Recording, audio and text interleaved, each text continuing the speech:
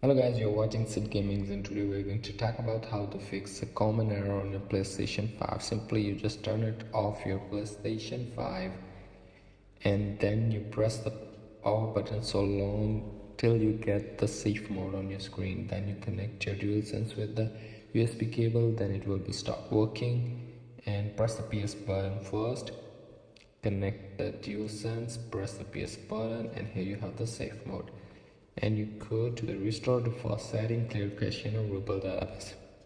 Simply go to the clear cache and the rebuild database, and just after it takes maybe 1 or 2 minutes for rebuilding database. After that it will be fix the common errors on your PlayStation 5 simply. So that's how you can fix the common errors on your PlayStation 5 by rebuilding a database on your safe mode.